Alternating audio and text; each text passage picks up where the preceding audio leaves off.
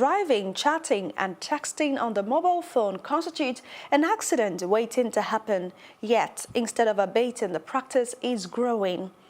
Worried about this trend, the Corps Marshal of the Federal Road Safety Corps, FRSC, Mr. Boboye Oyeyemi, announced in October that the Corps is advocating an upward review of fines payable by users of mobile telephones while at the wheel. This deadly trend is not peculiar to drivers. These days, pedestrians and roadsides have been known to hit stationary objects head-on, such as parked cars, electric poles, trees and other structures, because their eyes and attention were glued to their mobile phones. The abuse of phones goes further, disrupting quality family time. How can we reverse or at least create better awareness of the dangers inherent in phone abuse? I spoke to a family life consultant a little earlier on this. We know the dangers of possibly texting while walking on the road or while driving, but then the trend still persists. Why is that so?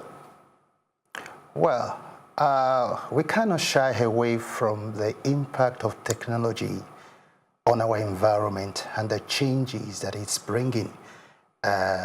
People are becoming so aware, people are becoming so knowledgeable, but the truth is that we've not been able to set our priorities right. Why? Because what is good can also be detrimental to us if we don't know the importance of it.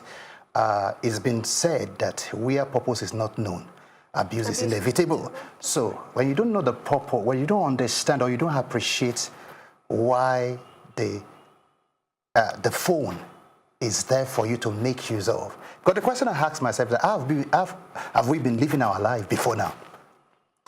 What makes you feel that you cannot do without that phone? What makes you feel that that message that came in while you are driving is so important that you cannot wait till when you get home?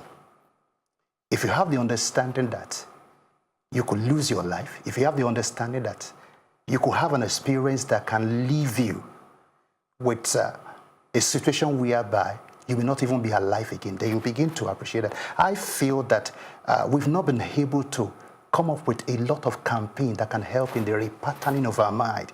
We've only been, trying to solve it by putting up fines on people that are being caught. I think that if it's a behavior, then lasting change can only be realized when it happens at the subconscious level.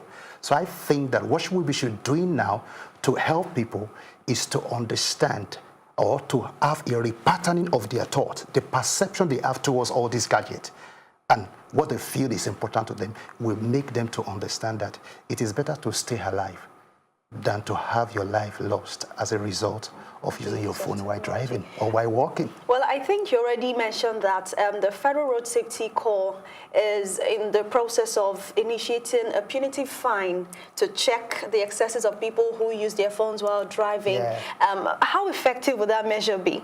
Well, for me, to a large extent, it may not really get the results that we have. The objective should first be defined. If we can define the problem, then we can get a good solution. What the federal safety is trying to do is what we call away from motivation. A situation whereby you hold a stick at the back of a child and say, if you do this, I'm going to kill you. The child may refuse to do that particular thing. And that could be psychological. You understand? May refuse to do it, but the truth is that you have not been able to help the child to understand the reason why he shouldn't do that thing. So that's what we call towards motivation. We need to enlighten people and paint the benefit of staying away from this behavior. If it's a behavior, you can't change behavior by punishment. The best way to change behavior is to cause a change at the subconscious level, and that has to do with mind shift. The thought process. If you can get somebody to change in his perception, in his thought, then the actions and the habit and the behavior will change. Then at the family level, everybody is always on their phones. Husband and wife are in their maybe sitting room and everybody's just chatting with people that are not even in the same place with them, you know. So how has that affected the family? I think we need to go back to the place of family values. Family values have been eroded around here.